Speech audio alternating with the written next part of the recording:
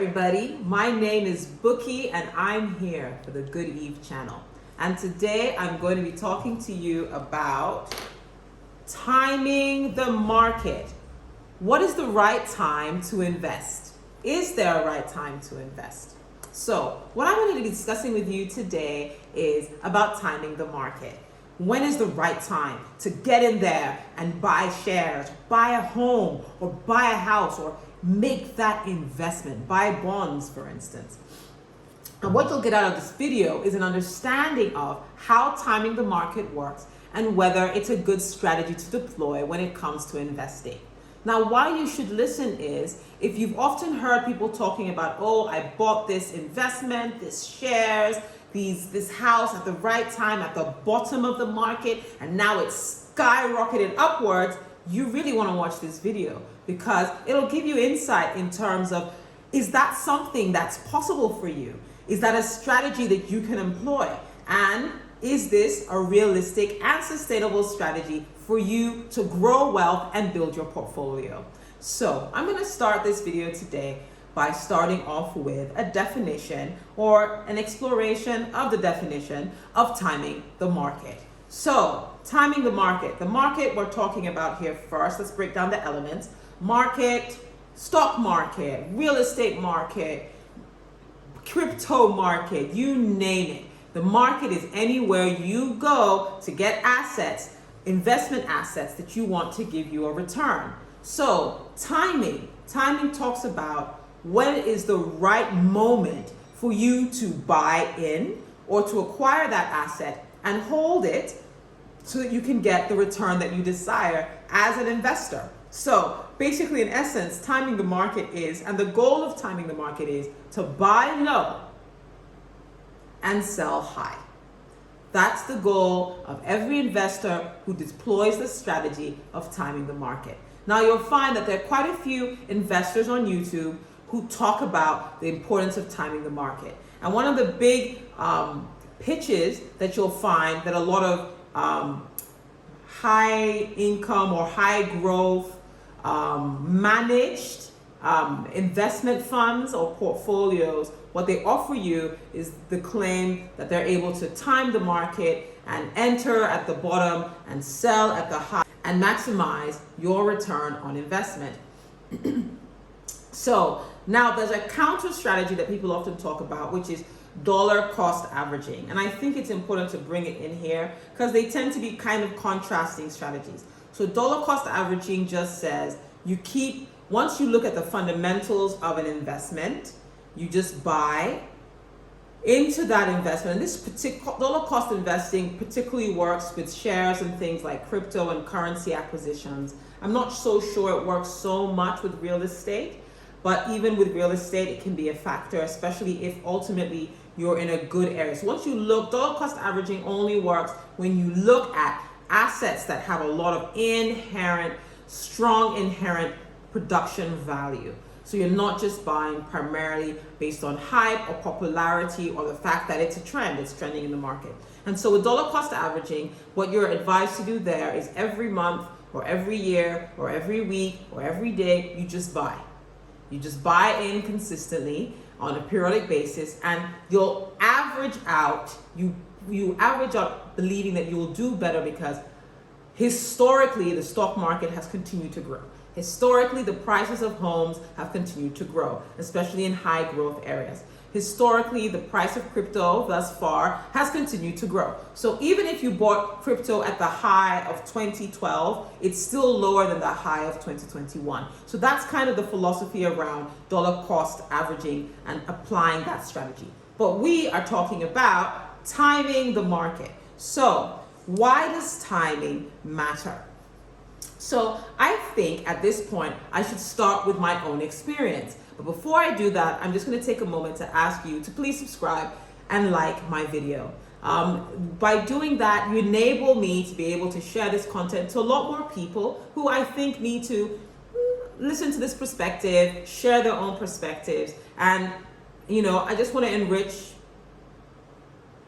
the world of personal finance. So I just want to ask that you please share some of this money common sense that I'm going to share in this video with your friends and your family, and I will be ever grateful if you can do that. Thumbs up. So I want to share my experience with investing in the stock market. So in the 90s, the late 90s, like 99, 2000, I had taken this finance course. And in the finance course, my professor told me, and it was wonderful, that if, I think something about if you put in a $10,000 and after 20 years or after 40 years, that $10,000 and you didn't add to it would be worth $1 million. And you can imagine me, here I am, a junior in college, and I'm thinking, whoa, so all I have to do is raise $10,000, and even if my life goes to crap, I'll be a millionaire when I'm 40. This sounded like an excellent value proposition. I must clearly not have been paying attention in the class very well though. Anyway, so what I did was I had some part-time jobs, and so I took the income that I earned and I went to the broker in the town where I was in college, and I asked him for advice. And unfortunately, when I started, I only had $600. And at that time, unlike today where there are a lot of online platforms that charge very minimal fees, back then you had to go through a broker and they charged you $100 for every single trade. And that was either buying or selling. And so with my $600, if I had wanted to buy, because I wanted to buy shares, I had done my research, I wanted to buy Coke, I wanted to buy Rubbermaid. I don't know why I've never forgotten Rubbermaid. I wanted to buy Rubbermaid. I just looked around at things that I was using and I'm like, these are things I'm passionate about, so I want to buy some of them. And so I go there and I had my 6 stocks and my research, and I said, okay, I want 2 pieces of this and 5 units of that. And he just took the paper from me and was like, oh, Bookie, yes, this is so good. I can see, young one, huh? But he now explained the issue of fees and commissions. And he was like, by the time you buy all these different shares, you really won't get very much. So what he advised me to do at that time was to put my money in a mutual fund. And he told me by putting my money in a mutual fund, it would be easier for me to add to my investment every month, and I would get a bucket of funds that included Coke and Rubbermaid and similar industries and similar companies in the same industry. And so I took the advice of this investment guy's advisor. Seemed like a very nice man. And so for the remaining 2 years while I was in college, I aggressively invested everything I had. So how did I fare 10 years later when I came back to look at my fund? Well, my portfolio was down by 25% 10 years later.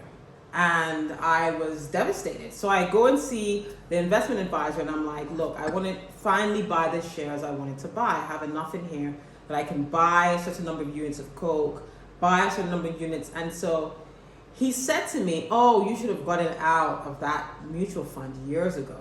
I mean, they were terrible 2 years ago. Oh, everybody knows about that. But of course, no one gave me that call. And which is what I always say about passive income. You need to monitor the performance of passive investments, because sometimes there are changes, right, in the industry and whatnot. But also in the entire stock market, it was what is sometimes referred to the lost decade of investing. So the stock market in that decade from 2000 to 2010 basically was flat. If you bought in at 2000 and you sold at 2010, it was flat or negative for many of us. In my case, it was negative. For many people, it was primarily flat. So while yes, on average, the stock market does go up, but if you pick 2 points, how do you pick the 2 points that show you? Because every day, every month, the prices go up and down. How do you effectively pick the 2 points that ensure that you get the lowest point when the day you enter, and you pick the highest point in the day you leave? And there's a way you can do that if you have a crystal ball. If you have a crystal ball and you rub it and you speak to the spirits, they might tell you. They might lie to you too, but they might tell you. The truth is, the only way you can know what the high points and the low points will be is in hindsight. Hindsight is always perfect vision. And so even though there are trends and there are indicators, like for instance, people who looked at the crisis that just happened recently, the global health crisis, if you looked at that, it was easy to anticipate in hindsight that pharmaceutical companies and hospitals would probably make out well. So if you invested in a well-run pharmaceutical or medical company, they would make out well either by selling medicines, or now we've seen vaccines. You could also anticipate that the prices of entertainment that people are going to watch in their houses since they were locked down and they're now working more remotely might do well. So there's some things you could have kind of taken a gamble on, but the truth is nothing is certain. And even if you bought a player in there in that sector, not all players will fare at the same level. So, but the truth is, for the large part, the only way you can know, and even with that, you can't know when the absolute low to buy and the absolute high to exit will be. So, why do I share this thing about timing? There are a lot of traders, unless you're trading in the market, who trade on a daily basis, that try to work with market trades. And what they do in order to make money with this approach is it's an average. You're averaging your losses and your gains. So you have to be willing to win as many as you lose, but hopefully win more than you lose. That's it. But to say that you're sure that, oh, this stock will always go up, sometimes there's an announcement for a company, a stock price goes up, or Bitcoin or cryptocurrency grows up, and then 2 days later or 3 days later, it goes back down. So even if it appreciates, you can't tell for how long it'll appreciate. So you need to be careful with timing the market, because it's very easy for you to fall into a speculative, speculation, where you're just kind of guessing and looking at trends and then trying to guess based on those trends. Now, there's some individuals who seem to be very skilled. They're able to consume a large amount of data. Maybe they have quant, which is computer analysis and forecasting. And I suspect with those kinds of services, they are able, those type of tools, maybe they're able to do better. I'm not sure, because I'm not familiar with the use of quant and all of that. And like Warren Buffett says, and I echo, if you don't invest in things you don't understand. I don't understand them for now, and I don't have the time for now to understand advanced computing and quantitative. So I will leave that and stick with what I know. So why is timing difficult? And I just shared that. Timing is difficult because we don't have hindsight vision. We can't see the future. We can't tell what's going to happen. You may be set up for a fantastic year in a particular company, and all of a sudden, a global health crisis comes and it upsets absolutely everything and changes the way people do business forever. So there are too many variables that can potentially affect timing. So that's one of the reasons why timing is difficult. So is there a middle ground? I definitely think there is. I think there are certain trends you can look at. If you look at trends in the industry, if you look at trends like government legislation. So if the government is passing legislation that's going to make things easier for certain types of businesses or provide clarity, I think the Federal Reserve, or our central bank in Nigeria, the Federal Reserve in the US, when they look at interest rates, what they do definitely will give an impact. So for instance, they're certain if they review rates upwards, it can affect housing prices, if they review them downwards, because that all speaks to how much money people have to play around with. If interest rates are increased, businesses may be more reluctant to borrow money, for instance, in Nigeria, because the rate of interest is just too high, so they may hold off on expansions and capital or upgrades and hold on to their capital. So there are certain things from an industry standpoint, even government legislation, even a government coming into power, if the government is more liberal, if the government is more modern or contemporary, if they're very visionary and energetic, that can give a lot of confidence in the market and people, and so they may spend more, they may take risks to invest and try new investments and build businesses and invest in a country or in different types of asset classes. They're more likely to do that. So those things can give you kind of indications that, okay, right now, looking at all these factors, it might be a good time to jump in. Social trends, we talk about how Elon Musk announced that Tesla at some point was going to accept Bitcoin as a payment. There's even a prominent American football player who also has asked that a portion, if not all of his salary, be paid via Bitcoin. And so moves like that give a lot of confidence, for instance, to people who are investing in the cryptocurrency market, that it's gaining more mainstream legitimacy. And so when you, like for instance, with the Tesla announcement by Elon Musk about being able to buy cars with Bitcoin saw a significant appreciation in price. However, that announcement was later rescinded a few weeks or a few months later, and we also saw a similar crash. So those things can, obviously help. But the truth is, by the time someone's making that kind of announcement, it's a bit too late for you to probably get into the market and enjoy the appreciation. You kind of already have to have been in there before. But for instance, if you believe that cryptocurrency is the future, and you believe, let's say, Bitcoin or Ethereum are going to be the two dominant players in that space, then you can take a long-term position and get in today, or get in after there's been a devastating announcement, the market has dropped temporarily, and then hold, right? So I think there's always a balance. I think if you're using timing to think about when to enter, but your strategy is to hold it long term, 5-10 years, I don't see anything wrong with paying attention to saying, is the price of this asset really high right now?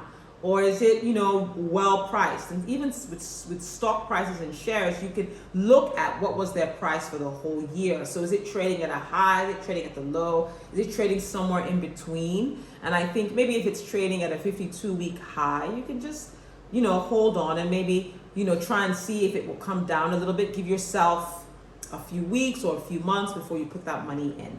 So definitely, I think there's always a balance when it comes to timing the market and to entering the market and thinking about timing for your entry and even for your exit, if you have room around that. But I give this caveat in conclusion, I'm not really talking about day-to-day trading. I'm not a day trader. I don't do day trading. And so I can't say that using this strategy for day trading, how it applies. I know that they apply different strategies to that for currency trading, for stock trading, and all of that. But that's not what this video is about. This video is about you taking a long-term position to build wealth gradually and investing money that you can lock away and you're not planning to spend for 10, 20 years.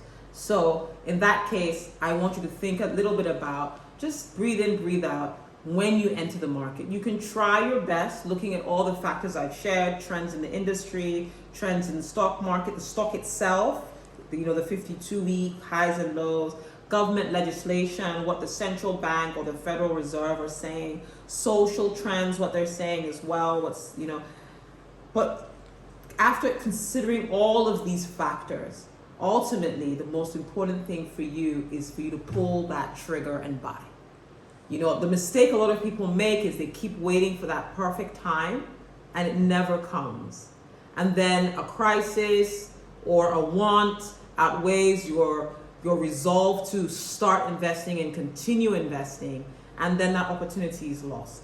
So the most important thing is for you to get started. Why I talked about dollar cost averaging in terms of investing earlier is when you start, you need to continue.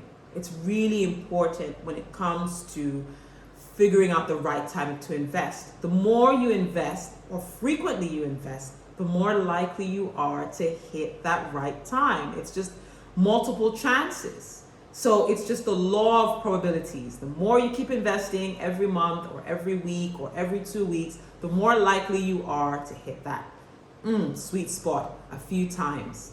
So I want to remind you to remember to subscribe, to like, and to share. And thank you for listening to this video.